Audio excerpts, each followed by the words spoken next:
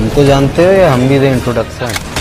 उत्तर प्रदेश के पूर्वांचल की धरती हमेशा से ही बड़े से बड़े माफिया पैदा करने के मामले में मशहूर रही है।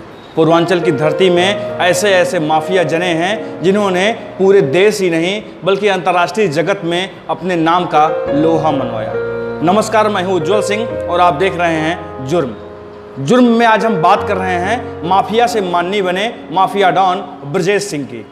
माफिया ब्रजेश सिंह का जन्म वाराणसी में हुआ था। उसके पिता रविंद्र सिंह इलाके में काफ़ी रसूखदार लोगों में उनकी गिनती की जाती थी। रविंद्र सिंह का सियासी रसूख भी कम नहीं था, लिहाजा ब्रजेश सिंह एक अच्छे परिवार से ताल्लुक़ रखते थे। ब्रजेश सिंह पढ़ने में काफ़ी होनहार था। 1984 में ब्रजेश सिंह ने इंटरमीडिएट की परीक्षा बहुत अच्छे अंकों से उत्तीर्ण की। उसके बाद ब्रजेश आगे की पढ़ाई करने के लिए यूपी कॉलेज में एडमिशन लिए और बीएससी की पढ़ाई शुरू की। वहाँ भी ब्रजेश का नाम अच्छे होनहार छात्रों में लिया जाता था। लेकिन इसी बीच एक ऐसी घटना हुई जिसने ब्रजेश की पूरी जिंदगी को बदल कर रख दिया। ब्रजेश सिंह अपने पिता का बहुत करीबी था। मामला 27 अगस्त 1984 का है, जब वाराणसी के धरहरा गांव में ब्रजेश सिंह के पिता रविंद्र सिंह की गोली मारकर हत्या कर दी गई। हत्या करने वाले उनके राजनीतिक विरोधी हरिहर सिंह थे।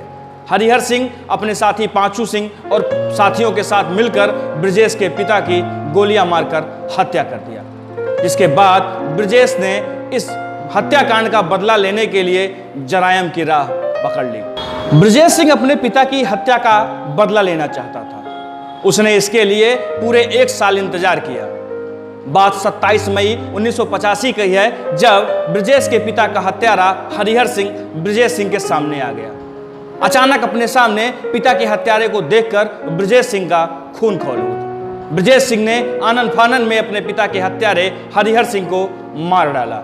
यह पहला मौका था जब ब्रजेश सिंह के खिलाफ पुलिस थाने में पहला मुकदमा दर्ज हुआ। पिता के हत्यारे को मारने के बाद भी ब्रजेश का गुस्सा शांत नहीं हुआ था, क्योंकि वो जानता था कि उसके पिता के हत्या करने में हरिहर सिंह के साथ और लोग भी शामिल हैं। इसके लिए भी ब्रजेश ने पूरे 1 साल का इंतजार किया और फिर वो वक्त आया जब ब्रजेश सिंह ने वाराणसी के सिकरारा गांव में जाकर एक साथ 5 लोगों को गोलियों से भून दिया। इस घटना के बाद पहली बार ब्रजेश को पुलिस ने गिरफ्तार किया था। इस घटना के बाद ब्रजेश सिंह को पुलिस ने गिरफ्तार कर जेल भेज दिया। जेल जाने के बाद उसकी मुलाकात गाजीपुर के मुडियार गांव निवासी त्रिभुवन सिंह से हुई। त्रिभुवन सिंह भी एक शातिर अपराधी था।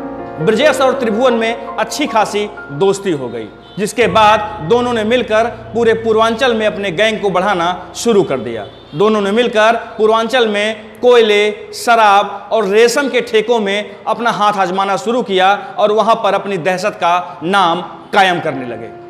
ब्रजेश और त्रिभुवन द्वारा जब कोयले के बिजनेस में हाथ आजमाया जाने लगा, उसी दौरान वो शुरू हुआ जिसने कई सालों तक गोलियों की तड़तड़ाहट से पूरे पूर्वांचल को दहशत में रखा। जी हाँ, हम बात कर रहे हैं ब्रजेश सिंह और मुख्तार अंसारी की दुश्मनी की। वो दौर था जब मुख्तार अंसारी भी कोयले के ठेकों को लेकर के बहुत सक्रिय रहता था। ब्रजेश सिंह गैंग भी कोयले के ठेकों में अपना हाथ डालने लगी थी। मामला सामने ये आया कि मुख्तार अंसारी और ब्रजेश सिंह एक दूसरे के जानी दुश्मन बन बैठे।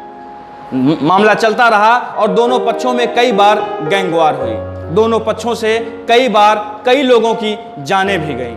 लेकिन मुख्तार अंसारी राजनीतिक सरपरस्ती में था, जिसकी वजह से पुलिस ब्रजेश को परेशान करने लगी।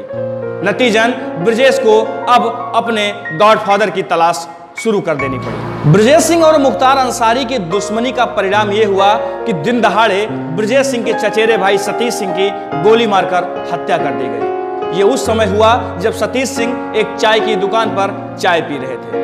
बाइक सवार बदमाश पहुंचे और सतीश पर ताबड़तोड़ गोलियां बरसाने लगे। इस हमले में सतीश सिंह की मौत हो गई। इस हत्याकांड में मुख्तार अंसारी का नाम मुख्य साजिशकर्ता के रूप में सामने आया। इसके बाद मुख्तार अंसारी और ब्रजेश सिंह के गैंग के बीच लगातार गैंगवार बढ़ती गई। ब्रजेश सिंह के धंधे में जितने उनके राइट हैंड थे, सभी को टारगेट करके हमला किया जाने लगा। मशहूर गैंगस्टर अजय खलनायक भी इसमें से एक था, जो ब्रजेश सिंह का कारोबार देखता था। उस पर भी हमला हुआ, लेकिन इस हमले में वो बाल बाल बच गया। ब्रजेश सिंह और मुख्तार अंसारी के बीच अदावत बढ़ती जा रही थी। इधर माफिया डॉन मुख्तार अंसारी ने एक मास्टर स्ट्रोक खेला। उसने गैंगस्टर साधु की हत्या करवा दी, जिसके बाद गैंगस्टर साधु की गैंग भी मुख्तार अंसारी की गैंग में शामिल हो गई और अब वो दौर आ गया जब मुख्तार अंसारी पूर्वांचल का सबसे बड़ा बाहुबली गैंगस्टर बन गया। इसके बाद ब्रजेश सिंह भी लगातार राजनीतिक सरपरस्ती की खोज में बीजेपी विधायक कृष्णानंद राय के करीब आ गए। कृष्णानंद राय और मुख्तार अंसारी की दुश्मनी जग विदित थी।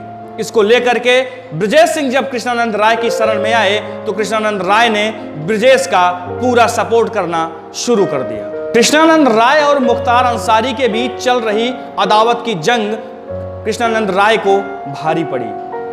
मुख्तार अंसारी के कहने पर शार्प शूटर मुन्ना बजरंगी और उसके साथियों ने कृष्णानंद राय और उनके समर्थकों की गोली मारकर हत्या कर दी।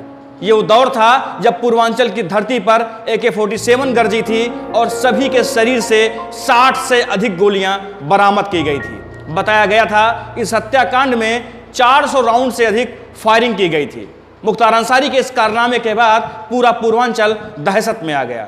ब्रजेश भी अपने राजनीतिक आका की मौत के बाद यूपी छोड़कर फरार हो गया, जिसके बाद पूरे पूर्वांचल पर मुख्तार अंसारी का सिक्का चलने लगा।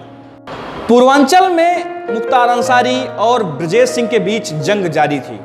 ब्रजेश सिंह के करीबी और उनके राजनीतिक गॉडफादर कृष्णानंद राय की हत्या हो चुकी थी। नतीजन यूपी पुलिस और मुख्तार से बचने के लिए ब्रजेश ने मुंबई का रुख किया।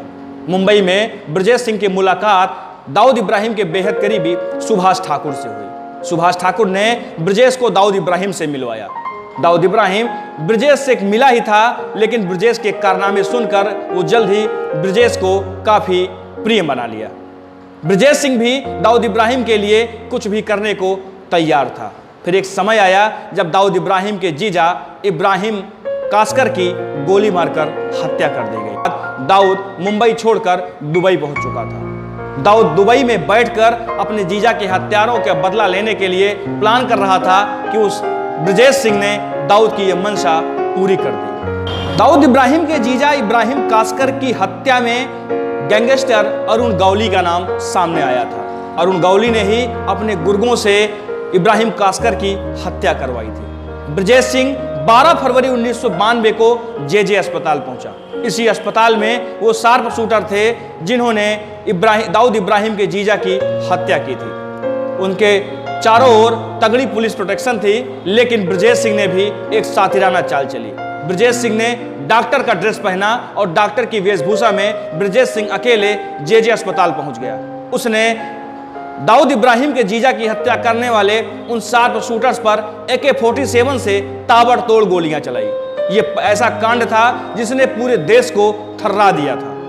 JJ अस्पताल में पुलिस की सुरक्षा के बीच एक शख्स डॉक्टर की वेशभूषा में जाता है और AK-47 से 2 शूटर्स के ऊपर ताबड़तोड़ गोलियां बरसाता है और उनकी हत्या कर देता है। इसके बाद ब्रजेश सिंह दाऊद इब्राहिम के बेहद करीब आ गया और दाऊद इब्राहिम ब्रजेश को काफी पसंद करने लगा। दाऊद इब्राहिम और ब्रजेश सिंह के बीच दोस्ती मजबूत हो रही थी, लेकिन इसी बीच मुंबई का 1993 का बम धमाका हो गया। इस बम धमाके में सैकड़ों बेगुनाह लोग मारे गए। इन धमाकों ने ब्रजेश सिंह के दिल पर गहरा आघात किया और बम धमाकों में जब दाऊद इब्राहिम का नाम आया तो ब्रजेश सिंह और दाऊद इब्राहिम के बीच दरार पड़ गई। दरार भी ऐसी पड़ी कि दोनों के बीच में दुश्मनी के बीज अंकुरित होने लगे। अब ब्रजेश सिंह दाऊद इब्राहिम को मारने का प्लान करने लगा। कई बार भेष बदल कर वो दाऊद इब्राहिम को मारने भी पहुंचा, लेकिन स्थितियां ऐसी नहीं बनी कि वो दाऊद इब्राहिम को मार पाता। इसी बीच 2008 में पुलिस ने ब्रजेश सिंह को उड़ीसा से गिरफ्तार कर लिया। तब से ब्रजेश सिंह जेल में बंद है, लेकिन पूर्वांचल में माफिया डॉन ब्रजेश सिंह के किस्से गिरफ्तारी के अभी भी ब्रजेश सिंह ने राजनीति की ओर रुख किया। जेल में रहकर ही ब्रजेश सिंह ने प्रधानमंत्री नरेंद्र मोदी के संसदीय क्षेत्र वाराणसी से MLC का निर्दलीय चुनाव लड़ा और ब्रजेश सिंह उसमें निर्वाचित हुआ। ब्रजेश सिंह वर्तमान में वाराणसी से MLC हैं। ब्रजेश सिंह के भतीजे बाहुबली नेता सुशील सिंह बीजेपी से सैयद राजा विधानसभा सीट से विधायक भी हैं। तो ये थी जुर्म में आज आपने देखा माफिया डॉन ब्रजेश सिंह की कहानी। कैसे एक होनहार छात्र से एक व्यक्ति माफिया बनता है, माफिया बनने के बाद जराइम की दुनिया में अपने झंडे गाड़ता है, उसके बाद वो माननीय बनने तक का भी सफर तय करता है। जुर्म में अब अगले एपिसोड में हम आपको दिखाएंगे किसी दूसरे माफिया, किसी दूसरे गैंगस्टर की कहानी। तब तक के लिए दीजिए हमें इजाजत और देखते रहिए यूपी न्यूज। नमस्कार।